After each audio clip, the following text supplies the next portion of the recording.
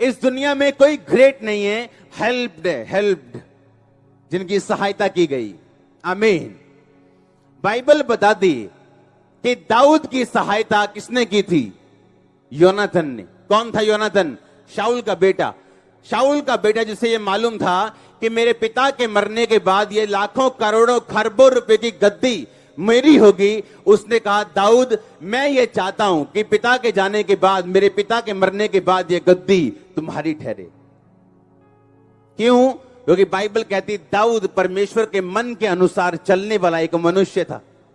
उसके भाई पाप में थे लेकिन वो पाप में नहीं था। उसके भाई आज्ञाकारिता में थे लेकिन वो पवित्रताई में था। और परमेश्वर ने एक योनाथन नाम का हेल्पर उसकी लाइफ में भेजा। बहुत सारे पास्टर्स गिफ्टेड हैं पर कामयाब नहीं है। उनको प्रीचिंग करना आता है लेकिन उन्हें बार बार असफलताओं का सामना करना पड़ता है।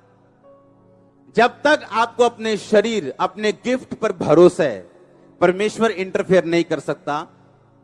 बाइबल कहती है कि दाऊद, परमेश्वर ने अपने मुंह से कहा था, मेरे दिल के अनुसार चलने वाला बंदा एक मुझे मिल गया और ये मेरी इच्छा को पूरा करेगा। जब आप परमेश्वर के दिल के अनुसार चलते हैं तो परमेश्वर देखता है और आपकी लाइफ में डिवाइन हेल्पर्स को रिलीज करता है। लिखा शमूएल के ऊपर जीवन भर उसके विरोधियों के विरुद्ध खुदा का हाथ बना रहा। और अगर आप शमूएल की लाइफ देखें तो उसने स्वर्ग जाने से पहले अपने लोगों को इकट्ठा किया था और पूछा था, क्या मैंने तुमसे कभी रिश्वत ली है? किसी का न्याय बिगाड़ा है या किसी का गधा रख लिया हो? हां, अपने बुढ़ापे तक उसके विरोधियों में हिम्मत नहीं थी, पलिश्तियों में हिम्मत नहीं थी कि इस्राएलियों की तरफ देख भी ले। जब तक प्रॉफिट शमूएल जिंदा था, जब तक खुदावंद का दास जिंदा था। आप लोग क्या निर्दोष हो? हां, बाइबल कहती है दानियेल ने कहा, मैं शेरों की मांद में गया, इसलिए परमेश्वर ने अपना दूत भेज के शेरों के मुंह को बंद कर रखा, क्योंकि मैं परमेश्वर के सामने क्या निकला। और जब दानियेल को निकाल के उसकी चुगली खाने वाले को भेजा गया तो लिखा, अभी वो स्टार्टिंग में भी पहुंचे नहीं थे, शेरों ने उनकी हड्डियां चबा दी थी, उनके परिवार समेत। कहता है इसका कारण क्या? मैं क्या निकला हूं? निर्दोष निकला हूं। ये एक चैलेंज है आपके लिए आज। क्या आप निर्दोष हैं या नहीं? अपने घर में क्या निर्दोष है?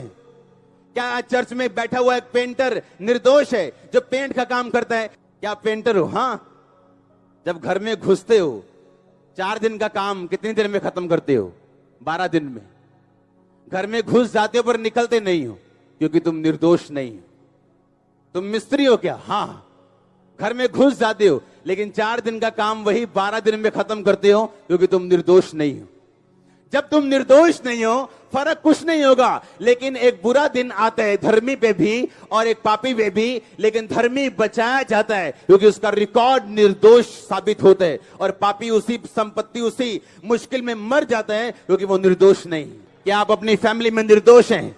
आपकी ननद ने, आपकी भाभी ने या आपकी जेठानी ने आपके खिलाफ चुगलियां की, आपके घर को खत्म करने की कोशिश की, आपके बच्चों को वर्गलाने की कोशिश की, क्या अभी भी आप उससे नाराज हैं या उसके खिलाफ हैं? इसका मतलब आप निर्दोष नहीं। अगर आप निर्दोष हैं, आप अपने आप को बचा के रखेंगे दुनिया की चीजों से।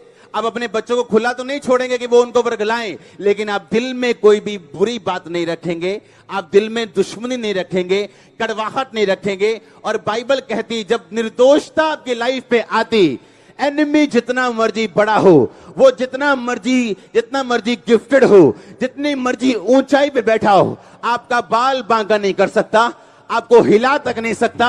आपकी लाइफ की उम्र भर आपको ऊंचाई जाता हुआ देखेगा वो यीशु मसीह के नाम में। लाख चाहो, आपकी लाइफ में कोई बदलाव नहीं होगा जब तक आप आत्मिक व्यक्ति नहीं बनते। हर बंदा उस जेल से बाहर आना चाहता है पर कोई भी भेदों को सॉल्व करना नहीं चाहता। आपके पड़ोस की फैमिली में शैतान कहां काम करते हैं, अगर आप वो भेद समझ जाएं, आपके बिजनेस के ना चलने का भेद क्या है, आपकी फैमिली के पीछे कर्ज का भेद क्या है, अगर आप उसे प्रार्थना में समझने की कोशिश करें, आप फास्टिंग में जाएं, आप समझें ध्यान से।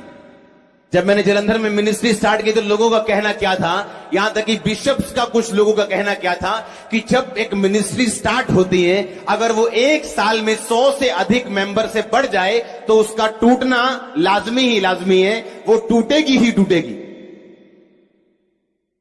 ये यहां का भेद था कि कोई कलीसिया बढ़ती नहीं थी, सब कलीसिया 100 200, बस उसके बाद क्या हुआ, टूट गई। क्या हो गया, ये प्रॉब्लम, क्या हो गया, वो प्रॉब्लम। उस भेद को जब सॉल्व किया गया तो आज आप जानते हैं हम कहां पे बैठे हैं। आपकी तरक्की, आपकी ऊंचाई जहां तक परमेश्वर आपको लेके जाना चाहते हैं, वो इस बात पे निर्भर करती है कि आप कितने आत्मिक हैं, आप कितने स्पिरिचुअल हैं, ये इस बात पे निर्भर करती है। ये नहीं क्या आप चाहते हैं। मैंने ऐसे व्यक्ति देखे हैं जो चाहते हैं, रोजे भी रखते हैं, लेकिन साथ में व्यभिचार का पाप भी करते हैं, सिगरेट पीते हैं रोजे में, चुगलियां भी रोजे में, टीवी भी रोजे में, क्योंकि बाइबल ये बताती है आप प्रॉब्लम सॉल्वर जब बनते हैं, आप दूसरों से अधिक ऊंचा उठते हैं, क्योंकि आपकी वैल्यू परमेश्वर की निगाहों में आपकी प्रॉब्लम सॉल्विंग एबिलिटी में है, ना कि आपके ड्रामा क्रिएट करने की।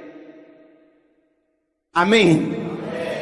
आप जब प्रॉब्लम सॉल्वर बनते हैं अपने फैमिली में, अपने समाज में, अपने लोगों में, परमेश्वर अपने आप आपको ऊंचा करते हैं और कोई विरोधी, कोई ताकत, कोई शैतान आपको नीचा नहीं कर सकता।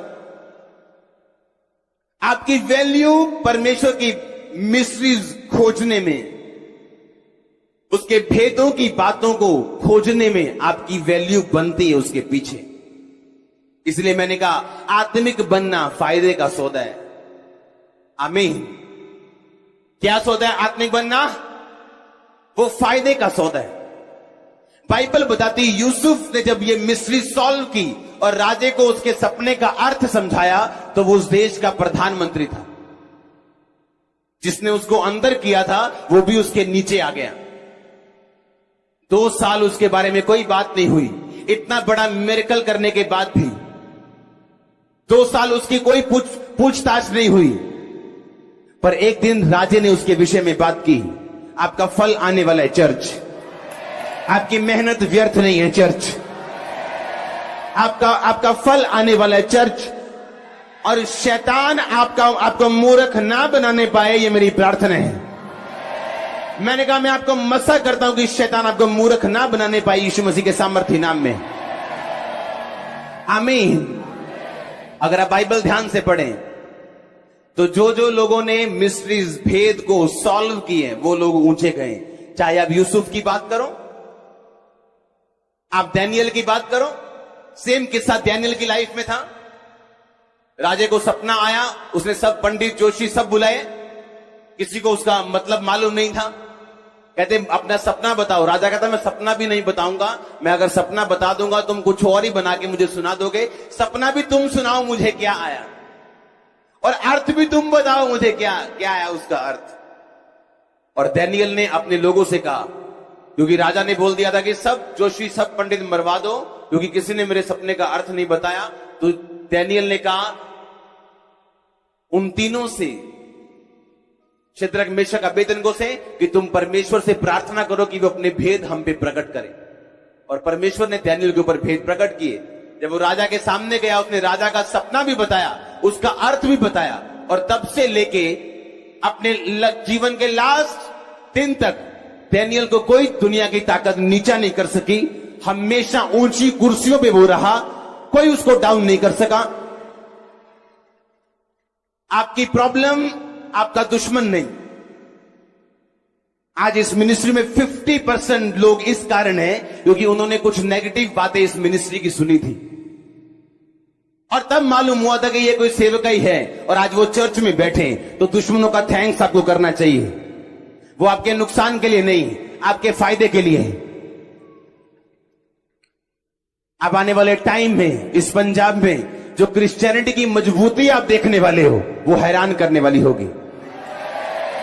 लोगों को लगता है ये हो गया, ओ गिर गया, ओ पंगा हो गया, प्रभु का काम पता नहीं क्या होगा। मैं आपको फिर कह रहा हूं, फिर याद करवा रहा हूं, आने वाले टाइम में, महीनों, दिनों, सालों में क्रिश्चियनिटी उस लेवल पे होगी आपने कभी इमेजिन भी नहीं किया होगा कि पंजाब, ओह